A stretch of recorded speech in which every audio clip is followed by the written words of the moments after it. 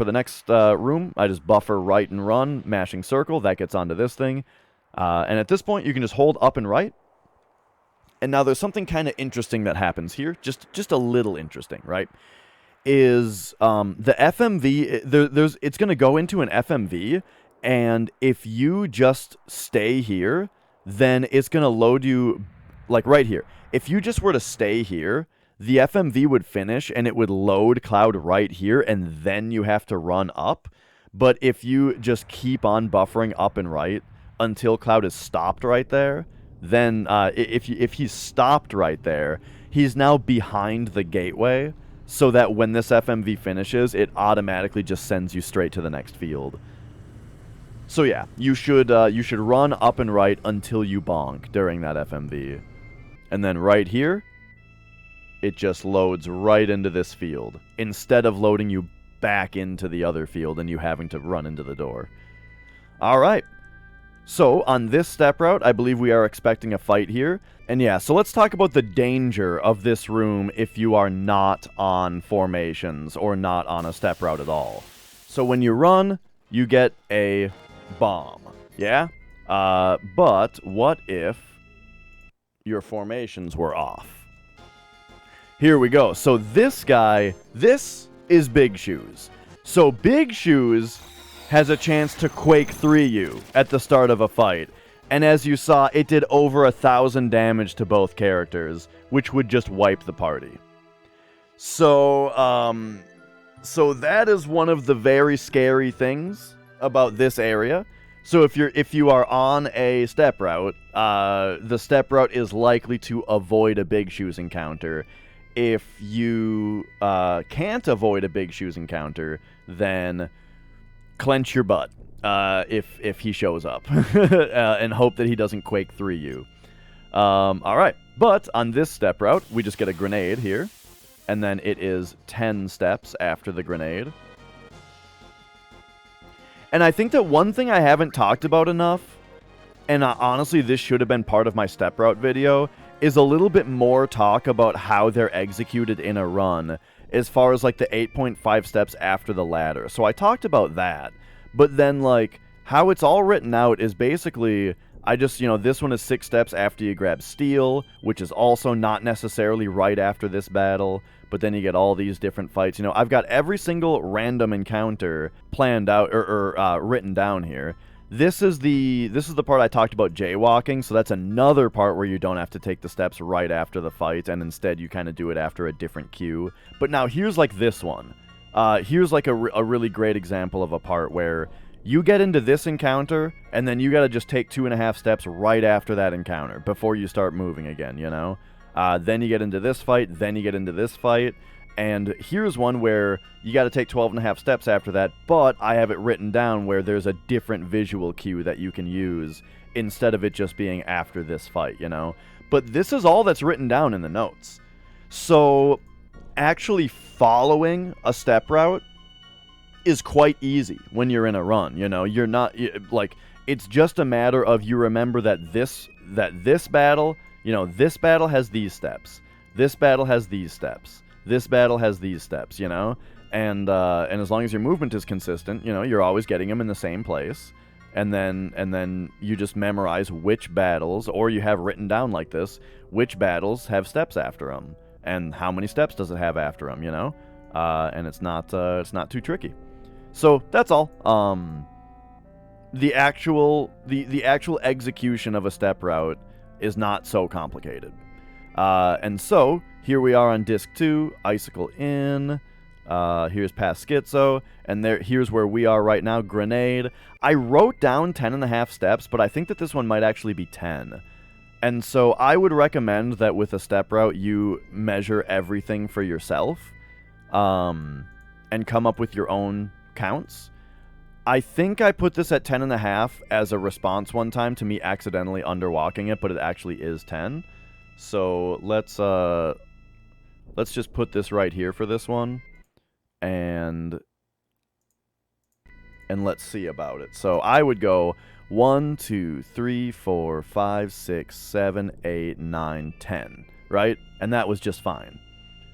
That actually, I almost seemed overwalked. 1, 2, 3, 4, 5, 6, 7, 8, 9, 10. Is it just me, or is that crazily overwalking this? Oh, here's what's happening. I didn't walk enough in the schizo room. You're supposed to get this fight, like, down here.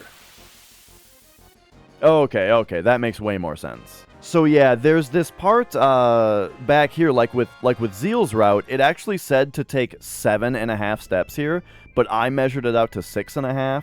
However, I think I may have mentioned this. It's one of those parts where danger incrementation is higher back there than it is in the, like, schizo room, and so if you're further back, it means you have to take more steps.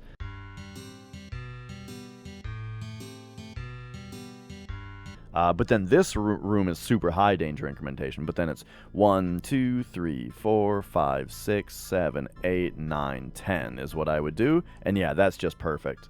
So let me go to this 10.5 steps here and get rid of that. So anyway, that's a little step route troubleshooting for you that you do, like, during practice. But here we go. This guy is another one of those things where if you run into him, you might find yourself not able to talk to him, and then so you just have to release X to walk a frame towards him, and then you can talk to him. So that was just another one of those spots. So then it's just left from there. Get into this room with a short cutscene. This room is not live, nor is the next, though, so movement relaxes just a little bit right here. But it's just straight left right here. So, here, you can run straight up through this little bit right here, and that's the fastest way through. You can stop and save if you feel the need to, but, you know, you don't need the materia. It's just Neo Bahamut, which we'll never use. You don't need to save, if you're confident. And here, we just have a short cutscene here. By the way, you may notice that this is field ID 69. This particular version of the Highwind that has this cutscene on it is, field ID 69. Unfortunately, we don't visit field 666 in the run. Alright, so now we get into some fun stuff. So it's just left out of that cutscene all the way into the next screen, but the next screen you need to start paying attention. You need to start paying attention right away here. It is time to get through the Whirlwind maze. But there are tricks. There's tricks. So you run left, and on this screen you need to be buffering run up. There is a lot of leeway on this one, so don't worry too badly about this one, but this is the way to do it. So be buffering run up into this screen. You're going to hit a cutscene. It's just one dialogue box that you mash through, then be buffering up right into then up, and you'll get through easily every time. It's so easy. So it's just up, single text box, into up right, into up. And you'll get through it no problem every time. Okay, so now for the next screen, though. The next screen, you also need to be on your toes. So this next screen has this little camera move where it shows these guys, and then it comes down to you, and you start moving. But you actually have movement during that camera part. And so if you do it right here, which I'll explain the inputs in a second. Notice clouds all the way up here as the camera starts to move. So you have movement during that part. And the way that I do it is I just buffer up right. Oh, left, I mean. Up left, left. Up left, left. Up left, left. Up left. That's kind of the rhythm, you know? It's not super tight. It's just that's just how I do it, right? But you can come up with your own, you know, movement here, but that's mine. So up left, left, up left, left, up left, left, up left. And there's Cloud. So so for this room, we want to, you know, and you can get up this little bit right here, which is important. You don't have to go all the way around. So so this room is pretty tricky as far as optimal movement goes. You want to come right around this corner and then try to head straight for this little bit right here to get around it. And then You know, basically just hug the corners. We don't need this chest over there. That's the Kaiser Knuckle, which we have no use for in any percent. So come over here. And then this part, one thing that's nice is from Cloud's jump right here, you can just hold up left all the way until you can switch to just up about right here to go up. But getting from here to this corner is just up left very conveniently here. Then switch to up. And then up right. And then it took me a little bit of time here to talk about it because of you know, because I'm teaching. So let's do another thing here. I'm gonna freeze my danger at 0 so that we can do just the movement on this screen and I can show you something else. So let's go into the screen again with encounters turned off.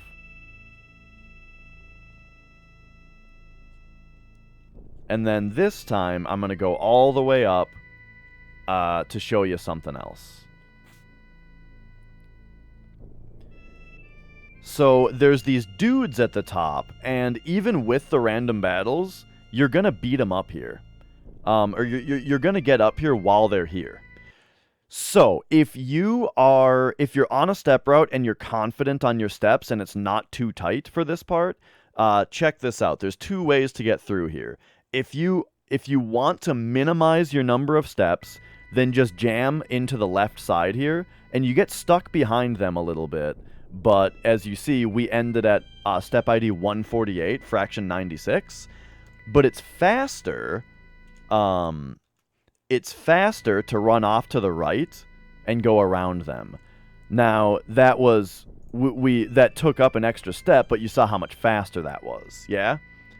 So that's kind of a little decision that you have to make there, whether or not you want to sacrifice a step, or a little bit of stepping in order to get through that part just a little bit faster. So 1, 2, 3, 4.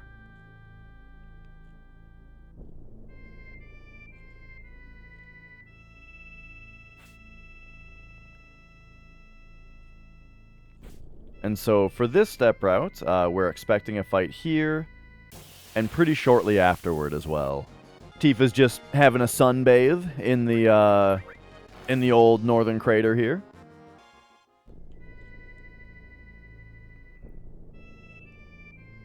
Alright, and for the purposes of, you know, being worried about steps and stuff, I'm gonna go the slow way here.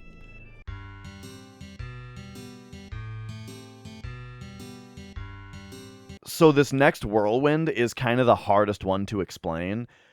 Basically, you can almost just run through it. You have to pause for only a moment. So what I do is I buffer run up into the room, and then it's this third wave. If you just run up, you get hit by it. But if you wait for just a moment for it to pass by, wait, and then go, you're fine. So did you see how little waiting that was? Once again, it's just off, on. Just the tiniest little pause that you have to do right there to get through. And that's at least how I do it. You know, you might have a different setup for it, but that's the timing that I use. It's just a feeling thing. It's not even a feeling thing. I'm actually looking at the Whirlwind maze, right? Like I've got my eye on this thing, and so I just wait for a moment and then go. I don't know. So anyway, so then that's up into the next room, but be on your toes here. So the next room you don't necessarily want to buffer into. Instead, you might want to buffer triangle to open your menu as soon as possible, because we have a very small menu to do here. We are about to fight the next boss. And so the menu, so do not buffer movement and run in, because it is extremely important that we're on A to B wait for the next part. And then the rest of the menu is nice as well. So here's the deal about this next fight. It is another Jenova fight, and Jenova can only do fire attacks. We still have the same equipment as we did on Schizo, which meant that it does 0 damage to Tifa and it heals Sid. So Cloud is the only person who can even be damaged on this next fight. And so what I do is I open my item menu, I heal only Cloud with either potions or high potions, whatever we need. Probably just a single high potion. And then Phoenix down Tifa. Don't need to bother tranking her because she can't even be damaged on the next fight. Don't heal her, though, because I don't know if we've talked about this yet, but what a Phoenix down does is it puts a character into their maximum possible health that is critical. As in, it puts them at 25% health, which is perfect because she's at the most amount of health she can be while still being critical.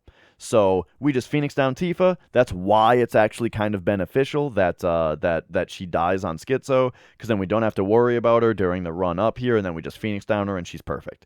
And then ATB wait. So it's a very, very easy menu. So the arrange by type is the most optional part here. The reason that I arrange by type here is because after this part, we're going to be selling a bunch of stuff. And if we have arranged by type here, it makes it so that all of our stuff is nice and organized for the shop later. But that's a me thing, right? Whether you want to or not, up to you. But I arrange by type, and then Cloud is already full on health, so we just Phoenix down Tifa and go to ATB wait, and that's the entire menu.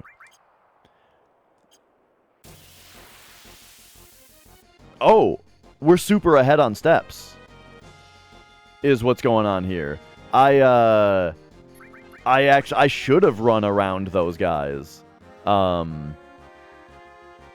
that make sense? Why are we ahead on steps? Anyway, yeah, that's because we were expecting a second fight on the last screen that I didn't get. Well, anyway, we got it here, and that's fine, I think. Formation ID 80. Hopefully that's fine that we got that fight on a different screen. We'll find out. All right, so then just up left, to get up here, and you get yourself a short cutscene before the fight.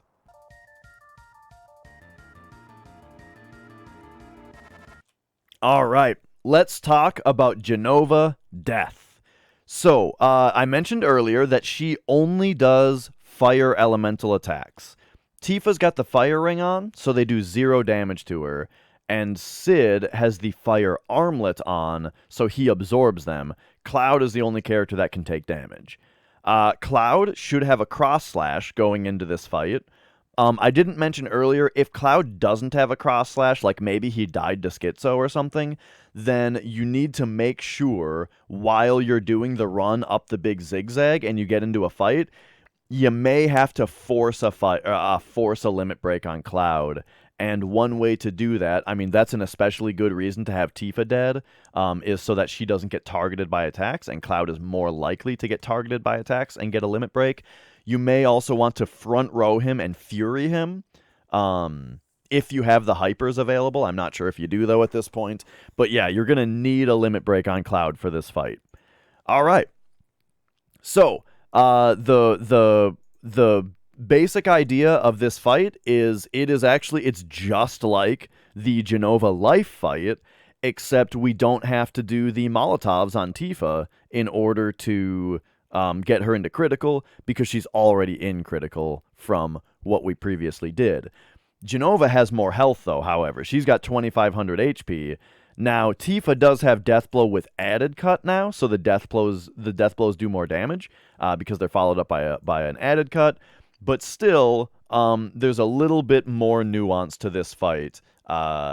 Luckily, there's no, like, Aqua Lung thing to this fight. This fight should always go well. As long as you have the cross slash, this fight should always go relatively well. There's just one thing that happens at the start that you have to look out for. That means it's a normal or an extra good fight. So the whole purpose of this fight is that we, as soon as possible, get into Big Guard Death Sentence, and we can just throw out a Death Blow with Tifa, see if it hits, and then Cross Slash, right?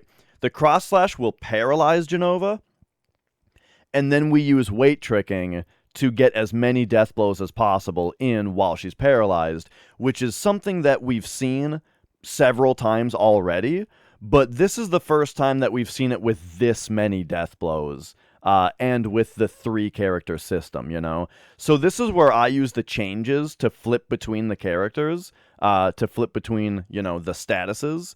And so let us show the fight here. Okay, so while you're trying to do that opener, you need to pay attention to what Jenova does, because if she opens with silence, then you have to kind of change things. She did not open with silence, though, so this time we're just going to show the standard fight. So that's big guard here, into death sentence, and then we throw out this death blow with Tifa, and queue up the cross slash during the death blow, and hold time with Sid.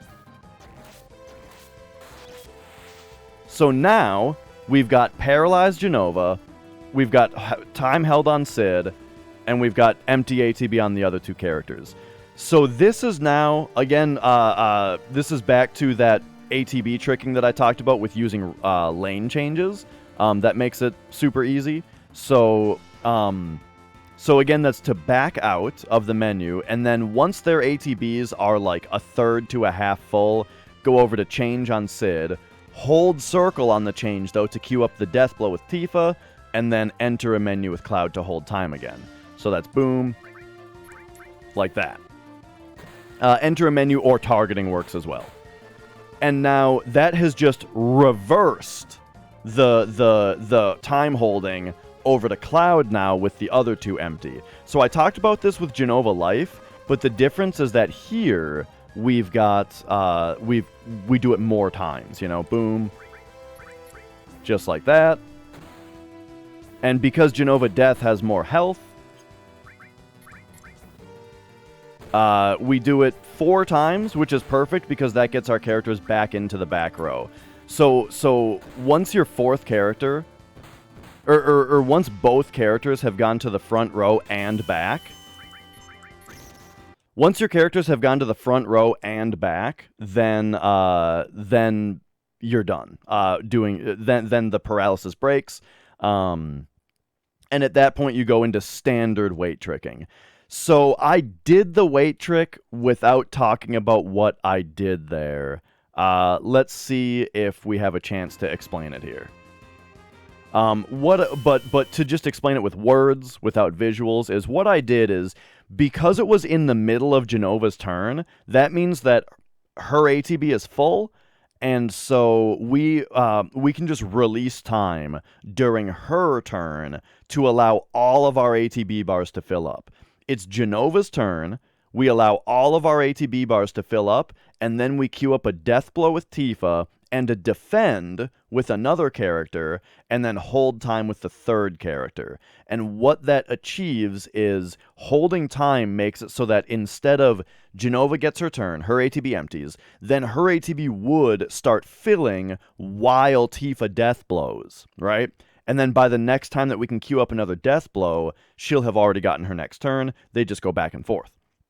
So the weight trick is to queue up the death blow during the enemy's turn, and then it's best to then queue up a defend with another character so that you can hold time with the 3rd character, and then wait for all of that to play out so that so that her ATB stays frozen during the death blow animation. That way, both Jenova Death and Tifa have empty ATB after Tifa's death blow.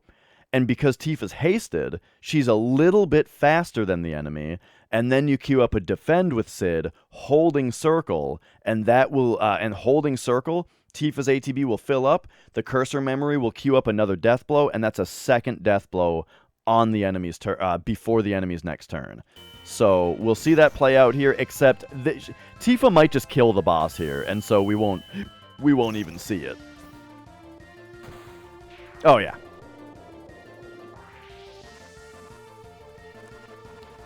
The whole thing that I just explained, though, the diamond weapon fight is going to be the part where it's the most easy to explain, so maybe just fast forward to that one. Alright, so here's the fight. We attempt to do big guard, death sentence, hold time. She's doing red light, perfect. So big guard, death sentence, hold time on death blow.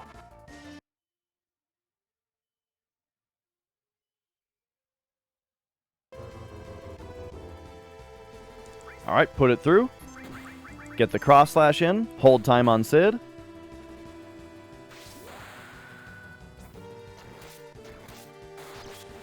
And then if we count these, we get 1,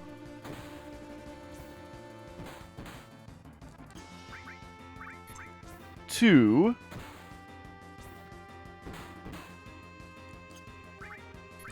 3 free death blows while she's paralyzed.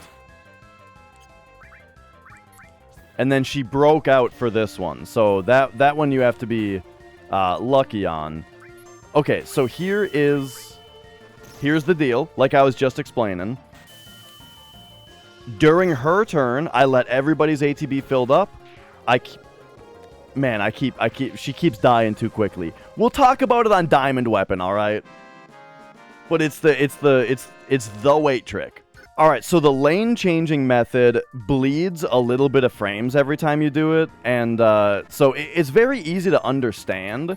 But there's a more advanced thing that you can do. I always refer to this as the advanced ATB trick.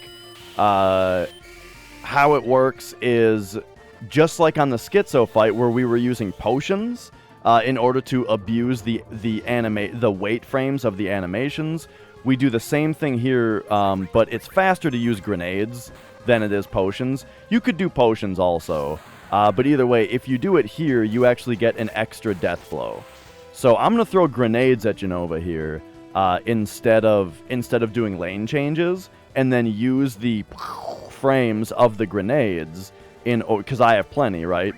In order to get an extra death blow. So put that through, boom, hold time right there. During the explosion, put through the death blow and switch to Cloud's item menu.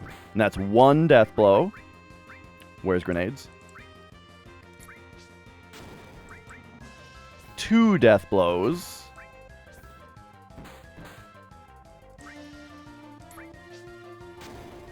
3 death blows. And 4 death blows with her still paralyzed. And now we know she's not going to be paralyzed for the next one regardless, so we don't have to bother with the advanced strat. Just do a defend and hold circle. And so that extra death blow was nice, and then we just queued up a defend with Sid plus a death blow with Tifa as soon as possible, which goes off as soon as it can. And if this doesn't kill, which it does, 1776, nice, great Iced Earth song, if we, then we can wait trick for the next death blow and whatnot. But there you go. So you can actually get, that right there is the advanced ATB trick. Where you can get an extra death blow in if you do that. The grenade animation time does take longer, and it uses up a lot more grenades, or especially potions. It takes a while. So it's kind of up to you whether you think it's worth it on that particular fight to do the advanced trick. But that right there is a prime example of the benefit of it, where you can get an extra death blow in. All right. Okay, so this time she's opening with Silence, and she opened with Silence on Sid, which is great because Sid has the ribbon on, so he cannot be silenced. Also, if Tifa gets silenced, it just doesn't matter. So if she opens with Silence on either Sid or Tifa, that is optimal because it makes it so that she skips her next turn, and so instead of putting in this death blow that we held time on and then putting in the cross slash right away, we need to talk about a different mechanic, which is that if you jam a limit, it causes ATB to wait the entire length of the limit. But if you don't, then that doesn't happen. If you allow the queue to empty and then you put the limit in, then you get time frames, which is very important because that means that, once the cross slash turn is over, Jenova's going to be paralyzed, and if we could already have a Tifa death blow queued up at that point, so that the death blow happens at the start of the paralysis instead of Tifa starting the paralysis with empty ATB, that would be beneficial. We can get another death blow in from that. So she opened with silence, and so that means that what we do, the only difference is we put in a death blow, and then when we go right here, we just wait for Tifa's ATB to empty before putting this in. Now you saw Tifa actually got ATB during the cross slash, and I queued up a death blow. So now instead of those 3 death blows that we got for free, it's 1, 2,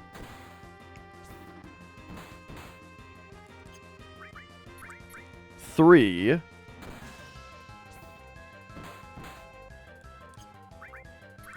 and 4, and she's still paralyzed.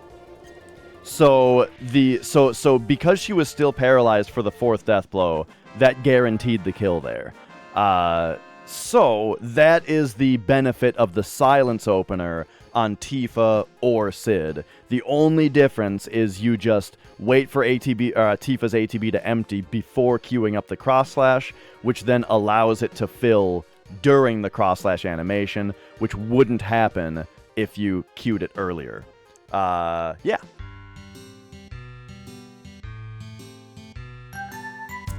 Alright, so I forgot to explain the variation for when she actually opens with silence on Cloud. So when you're going to do your big guard opener with Cloud, you'll notice if she's opening with silence on him, that his magic and E-skill are grayed out. So you immediately know, before you even see what she's doing, you know that she's casting silence on Cloud, because it's grayed out. So what you do in this case is pop over to Tifa, and remember those echo screens that we bought in Junon? This is what one of them is for. So we pop over to Tifa, queue up an echo screen on Cloud, and then just hold time with Cloud, waiting for that to go off, so that we can then continue the normal setup. And this is actually totally fine. We still get the silence benefit if you do this right. So just pop over to Tifa, over to Item, Echo Screen Cloud, get into a menu. You have to go down to Item because you can't actually enter the E-skill menu. So I go down to the Item menu just to hold time. And then right when Tifa's turn begins, you can queue up the big guard. So like right away when Tifa's turn starts, his menus free up. So we can pop out here, queue up the big guard, hold time with Sid now. And now what we do is the way that I explained before about waiting for Tifa's ATB to empty before putting in the cross slash, super easy here. You essentially just do an advanced wait trick with the death sentence. So we do death sentence and advanced wait trick in a death blow with Tifa, holding time on cross slash with Cloud, and that'll allow us to put the cross slash in while her ATB is empty. So as you can see, we death sentence, hold time when both characters' ATB is full. When we see the skull, pop out, queue up a death blow, and highlight cross slash. And then when Tifa's ATB empties, boom, now we can put the cross slash through, and we can continue just like the regular silence variation, where Tifa's first death blow goes off at the start of the paralysis, and so that allows us to do nice, cozy lane change death blow changes for our weight tricking, and she will get 4 death blows in easily. So here's the Sid returning to the back row. Here's Cloud returning to the back row. And there we go. So, at this point, we enter quite a bit of cutscenes. This is one of the longest cutscene sections of the game.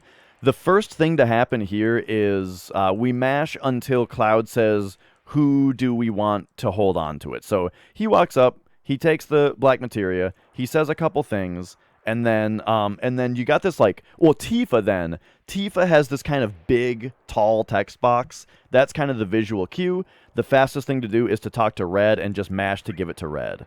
And then, after you mash to give it to Red, go talk to Tifa again.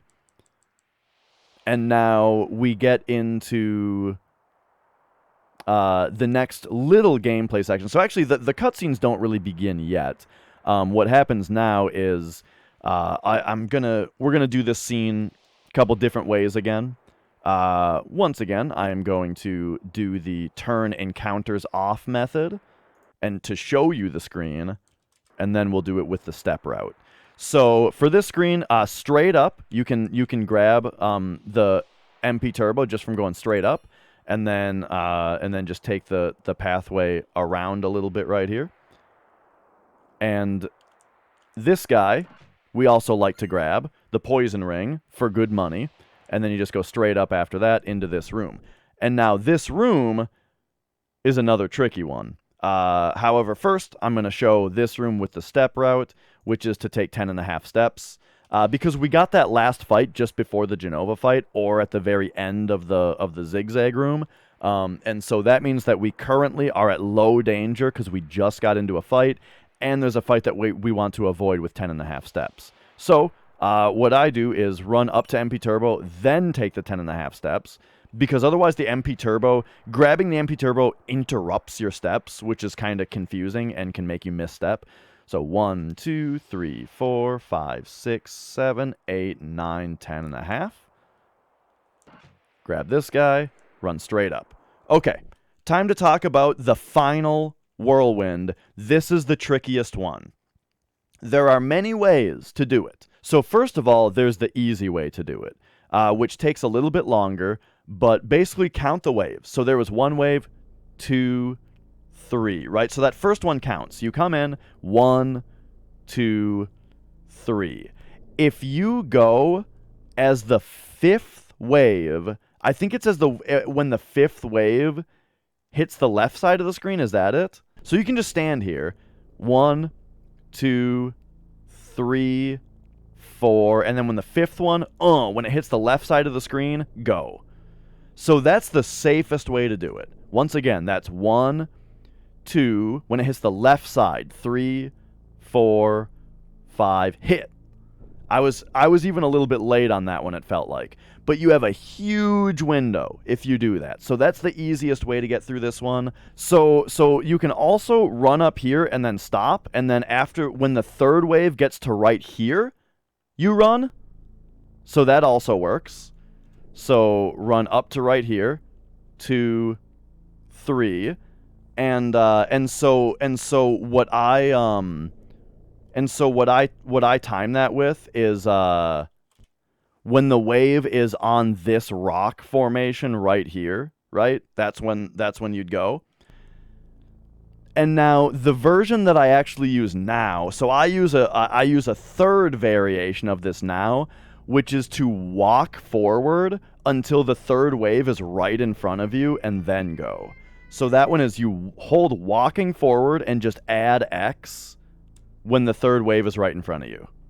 So that's that one. So you buffer walking up into the room, and then right here you start holding X and you run through. And the reason that I like that more than the last one that I showed, so here's the deal. Going at the 5th wave takes too long. 2, 3, 4, 5, and you go, right? This one is super safe, but it takes a long time to wait for 5 waves. This one is pretty safe, except for the position that you stop can screw you. If you stop too far forward, you can get screwed on this one. And so that's why I stopped doing that one. So now I go for this one where you buffer walking forward and then go. I even hit it a little early right there. I hit it when the wave was like back over here. So I do that one now because you don't have to wait for the 5th wave, and you don't have to run up and stop to position yourself. You get into position automatically by the amount of time, or by the amount of distance traveled by walking. And this screen is not live, by the way, so that doesn't matter that you're walking. So all of that is those are the different methods, and that's why I think that the walk up and add X is the best method overall. So in the purpose or in the interest of being comprehensive, let's see what the actual window is. So here comes this one. What if it's right here? That's good. So the wave being all the way back here, that's good. Let's do it a little late. 1, 2, 3. And I'm going to go like right here. That was also good. So as you can see, all the way to the right and all the way to the left, that entire window of the third wave, you can press X. So aim for it in the middle, and you'll be golden. All right. Once you know you're past it, swap to A to B active for the next section of the game, and then run up into a long string of cutscenes.